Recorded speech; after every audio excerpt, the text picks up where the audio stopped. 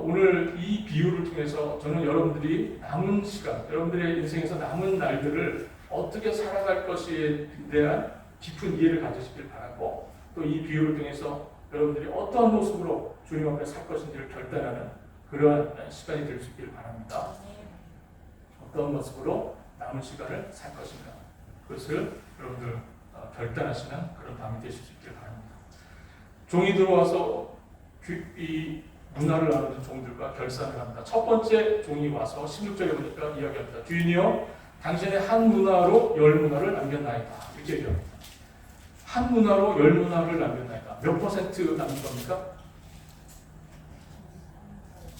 몇 퍼센트 남긴 겁니까? 한 문화로 열 문화를 남겼어요. 몇 퍼센트죠? 1000%. 한 문화를 한 문화를 나누면 몇 퍼센트예요? 100%잖아요. 10개니까 1000% 이익을 남깁니다. 여러분, 이렇게 장사한 사람이 있습니까? 이 세상에? 1000% 수익을 남기는 사람이 있습니까? 엄청나게 남긴 겁니다. 이거 좀 과장된 표현이죠. 오늘과 같이 주식이 있는 시절이면 1000%가 매입이 가능할지도 몰라요. 근데 이 시대는 그런 시대가 아니잖아요. 그러다 보니까 그건 굉장히 과장된 겁니다. 그러나 그것은 뭐를 의미하냐면 이 종이 그만큼 성실하게 일했다. 그만큼 이 종이 정말 충성스럽게 일했다 하는 것을 보여주는 겁니다. 그래서 주인께서 뭐라고 그럽니까? 17절에 잘하였다 착한 종이요, 내가 지극히 작은 것에 충성하였으니 열 고울 권세를 차지하라, 이렇게 말씀하셨어요. 내가 지극히 작은 것에 충성하였다. 사실 열 문화는 갈라디아서에서 굉장히 작은 돈이라고 했죠. 작은 것에 충성하였다. 그래서 뭘 하겠다는 거예요? 열 고울 권세를 주겠다, 이렇게 말씀하십니다. 둘째도 와서 얘기하죠. 자기가 한 문화로 5문화를 남겼다고 말합니다. 그러자 왕이 이렇게 얘기해요. 5고울을 찾아라, 이렇게 상을 줍니다. 이 사람들은 착한 종들입니다. 착한 종들이죠.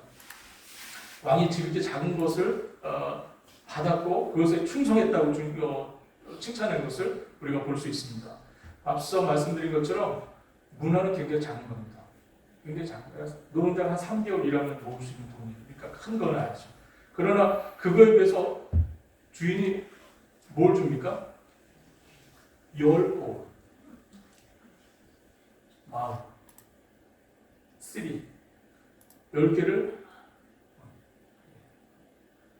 10개를 상으로 줬어요. 여러분, 내가 한 문화를 봐서 10문화를 남겼어요. 이게 별로 대단한 게 아닙니다. 그런데 이 작은 일에 충성하였더니 주인이 어떻게 해요? 10고울을 다스릴 권세를 주는 거예요. 이 보상이 앞에 1000% 이익 남긴 거 이상으로 엄청난 보상을 해준 거예요. 엄청난 보상을 해준 거예요. 여러분, 우리가 이 비유를 통해서 주님께서 하시고자 하는 말씀인 겁니다. 하나님의 나라의 그 크기와 영광을 말씀하시는 거예요. 우리가 이 세상에 하나님께로부터 받아서 우리가 청지기로 이 땅을 살아가면서 하는 이 일들이 그렇게 대단한 것들이 아닙니다. 여러분들, 우리가 믿음으로 산다고 하면서 하나님 앞에서 하는 것들, 물론 우리가 수고하고 애쓰고 노력하는 것들이지만 그렇게 대단한 것들이 아닐 수 있습니다. 그런데 놀라운 것은 하나님께서 이 일에 대한 보상으로 주시는 상급이 우리의 상상을 뛰어넘는다는 거예요. 하나님의 보상이 놀랍다는 것이죠. 우리의 수고에 비해서 하나님께서 주시는 보상은 비교가 불가능한 그 정도의 놀라운 것임을 이 비유를 통해서 주님께서 말씀해 주고 계시는 겁니다. 그러나 오늘 비유 속에 보니까 착한 종만 있었습니까? 그렇지 않죠. 또 한 사람이 왕이 옵니다. 오늘 보면 20절, 21절 우리 한번 같이 상기하는 마음에서 읽어보도록 하겠습니다. 20절, 21절 같이 읽습니다. 또 한 사람이 와서 이르되 주인이여 보소서, 당신의 한 문화가 여기 있나이다. 내가 수건으로 싸 두었었나이다. 이는 당신이 엄한 사람인 것을 내가 무서워함이니라. 당신은 두지 않은 것을 취하고 심지 않은 것을 얻어나이다. 그러자 왕이 뭐라고 그럽니까? 오늘 본문 22절, 23절 같이 쭉 읽겠습니다. 주인이 이르되 악한 종아, 내가 내 말로 너를 심판하노니 너는 내가 두지 않은 것을 취하고 심지 않은 것을 거두는 엄한 사람인 줄로 알았느냐? 그러면 어찌하여 내 돈을 은행에 그리하였으면 내가 와서 그 이자와 함께 그 돈을 찾았습니다. 이 악한 종의 문제가 뭡니까? 지금 이 악한 종의 문제가 뭐죠? 사업 수완이 부족했습니까? 이 사람은 자신감이 부족한 건가요? 이 사람의 문제가 뭡니까? 주인을 오해했다는 거예요.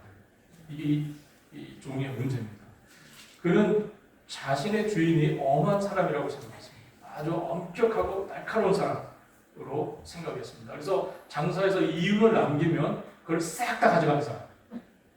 싹 다 가져가는 사람. 하나도 안 돌려주고 가져가는 사람. 그리고 혹시 장사하다가 뭔가 손해가 나면 엄청나게 책임을 물릴 주인. 그렇게 엄한 사람이라고 생각을 했다는 겁니다. 한마디로 노력하지 않고 돈 벌려고 하는 사람. 두지하는 것을 심고 심지 않은 것을 거두는 사람. 마치 고리대금 없잖아. 그리고 착취하는 주인. 그런 의미로 주인을 생각했다는 겁니다. 그래서 어떻게 했습니까? 이 사람이? 주인이 무서워서 그 돈을 수건에 싸뒀다고 합니다. 그래서 자, 받으십시오. 당신 돈입니다. 이렇게 줬다는 거예요. 그랬더니 주인이 뭐라고 그러니까 내가 뭐라고 그러죠? 주인께서 내 말로 너가 지금 했던 그 말로 내가 너를 그대로 심판하겠다는 것이죠. 그래, 만약에 너가 나를 그렇게 이해했다면 뭐 했어야 된다는 거예요.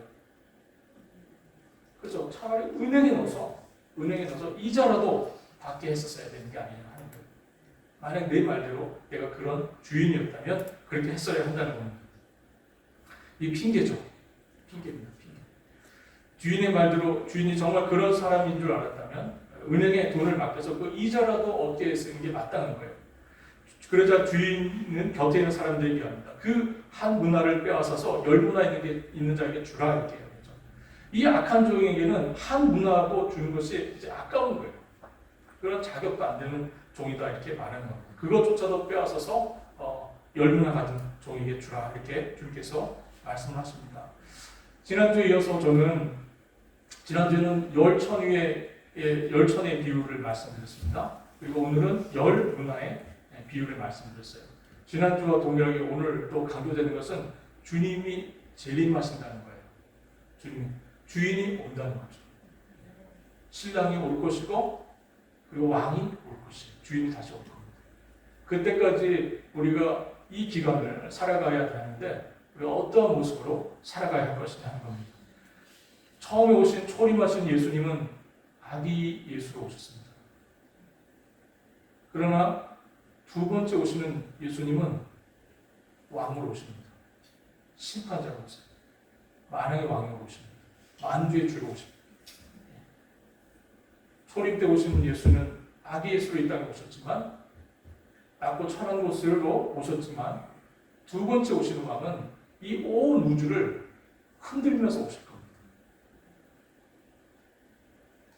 이 온 천지를 흔들면서 오실 겁니다.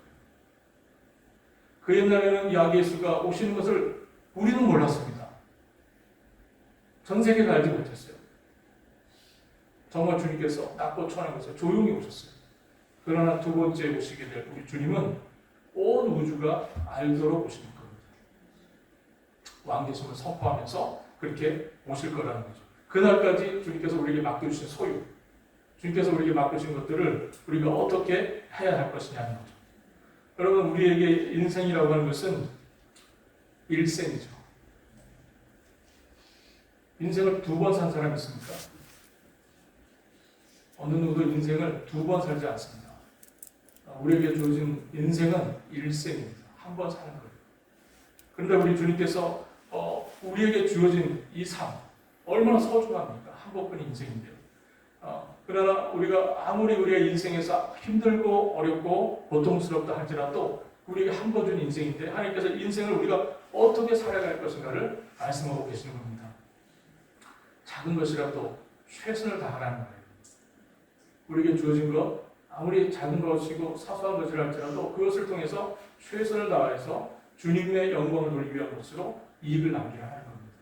여러분께 주신 시간들, 여러분께 주신 건강, 여러분께 주신 것들, 물질 포함한 모든 것들을 여러분들 우리가 주님을 위하여 남겨야 합니다. 사도 바울이 에베소 교회로 보낸 편지에서 세월을 아끼라 그죠? 세월을 아끼라. 때가 악하니라. 그러면서 성령의 충만을 받으라 말씀하시죠. 세월을 아끼라 할 때 그 아끼라는 단어인데요. 원래는 우리가 예수님께서 우리의 죄를 위해서 십자가에 우리를 구속하셨잖아요. 대속하셨잖아요. 그 단어랑 같은 단어입니다. 그럼 시간을 우리가 어떻게 구속할 수 있습니까? 여러분 우리가 시간이라는 것은 시간이 지나면 그냥 흘러가는 거예요. 여러분들 우리가 시간은 붙들지 않으면 그냥 지나갑니다. 흐르는 물처럼 지나가버려요. 그런데 하나님께서 이 시간을 뭐 하라고 했어요? 아끼라고 그러시죠. 아끼라는 것은 무엇입니까? 주님을 위하여 쓰라 그런 거예요. 시간을 구속하라. 시간을 주님을 위하여 쓰라. 그런 뜻입니다. 그것이 바로 세월이 악하다. 세월을 아끼라. 때가 악하다 하시는 주님의 말씀의 의미입니다. 여러분에게 주신 시간들 그냥 놔두면 다 그냥 흘러갑니다. 그래서 여러분들 그것을 무엇을 위해 쓰느냐는 중요한 문제죠. 그 시간들을 어떻게 쓸 것입니까? 여러분이 주신 건강을 어떻게 쓸 것입니까? 여러분이 주신 물질들을 어떻게 쓸 것입니까? 남은 시간 동안 여러분들 장사를 잘 하셔서 우리 주인이 오셨을 때에 착하고 충성된 종이라 칭찬받을 수 있는 여러분 될 수 있기를 바랍니다. 우리 주님께서 우리에게 주신 것들 10문화, 한 문화씩 다 받았다고 했을 때 그것은 굉장히 어떤 면에서는 작은 걸 수 있습니다. 다른 때에 비하면 너무나 작은 거죠. 그러나 그럼에도 불구하고 이 작은 것, 한 문화를 잘 알려서 주인이 왔을 때 기뻐하고 우리가 정말 우리의 상상을 뛰어넘는 것으로 보답하신 하나님의 이 전적인 은혜가 여러분들에게 나타나고 또 보여지는 그런 아름다운 역사가 여러분들이 있기를 바랍니다. 기도하겠습니다. 하나님 아버지, 오늘 저에게 주신 말씀을 통해서 저희가 정말 우리에게 남겨진 시간들, 우리에게 허락된 시간들, 우리가 어떠한 모습으로 살아가야 하는지를 시간 교훈받습니다. 주님, 저희가 충성스럽게 일하여서 주님께 영광 돌리는, 주님 오실 때에 기쁨을 드릴 수 있는 저희들의 삶이 될 수 있도록 주여 인도하시고 이끌어 주시기를 주님 간절히 원합니다. 감사 영광을 통하여 영광을 주님께 홀로 드리고 우리들께서 우리의 삶을 통하여 주님 높임을 받아주시기를 주여 간절히 원합니다. 감사드리며 우리 주님 되시는 예수 그리스도의 이름으로 기도합니다. 아멘.